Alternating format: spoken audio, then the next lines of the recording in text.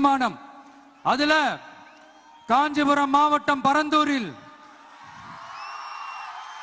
1000க்கும் மேற்பட்ட ஏக்கர் பரப்பளவில் 13 நீர்நிலைகளை அழிச்சு சென்னை நிரந்தரமாக வெள்ளக்காடாக்கும் திட்டத்தை ஒன்றிய மாநில அரசுகள் கைவிட வேண்டும் வலியுறுத்தின. அது மட்டும் இல்லாம இந்த மண்ணுக்காகவும் மக்களுக்காகவும்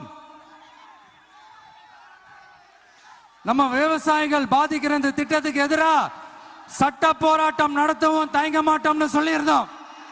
அத இங்க உங்க முன்னாடி ரொம்ப ஸ்ட்ராங்கா வலியுறுத்துறேன். இந்த பிரச்சனையில நான் உங்களோட உறுதியா நிற்பேன்.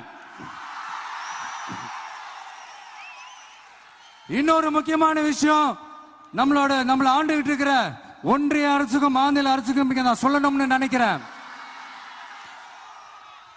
நான் இங்க வளர்ச்சிக்கு எதிரானவெல்லாம் கிடையாது. ஏர்போர்ட்டே வரக்கூடாதுன்னு நான் சொல்லல, இந்த இடத்துல வரக்கூடாதுன்னு நான் சொல்றேன்.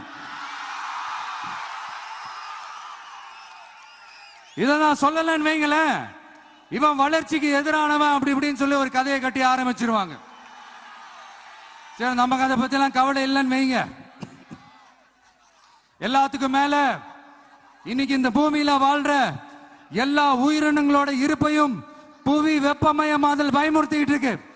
அதனுடைய ரிசல்ட் தான் ஒவ்வொரு வருஷமும் இந்த மழை காலத்துல வெள்ளத்துல சென்னை சிட்டி எப்படி தத்தளிச்சுக்கிட்டு இருக்கிறது நம்ம பாக்குறோம். இப்ப ரீசன்ட் டைம்ல எடுத்த ஒரு அறிவியல் ஆய்வுல இப்படி ஒவ்வொரு வருஷம் சென்னையில வர ஃப்ளட்டுக்கு காரணமே இங்க இந்த சுற்றுவட்டார பகுதியில் இருக்கிற சதுப்பு நிலங்களை நீர்நிலைகளை அழிச்சதுதான் சொல்லுது.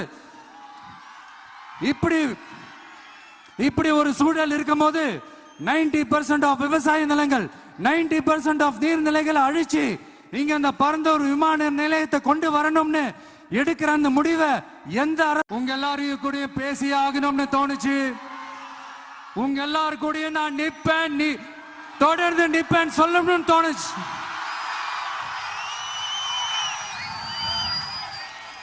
ஒவ்வொரு வீட்டுக்கும் ரொம்ப முக்கியமானவங்க அந்த வீட்டில் இருக்கிற பெரியவங்க தான். அதே மாதிரிதான் நம்ம நாட்டுக்கு ரொம்ப முக்கியமானவங்க உங்கள மாதிரி விவசாயிங்க தான். அதனால உங்கள மாதிரி விவசாயிகளோட காலடி மண்ணை தொட்டு கும்பிட்டு தான் என்னோட பயணத்தை தொடங்கணும்னு ஒரு முடிவோட தான் இருந்தேன். அதுக்கு சரியான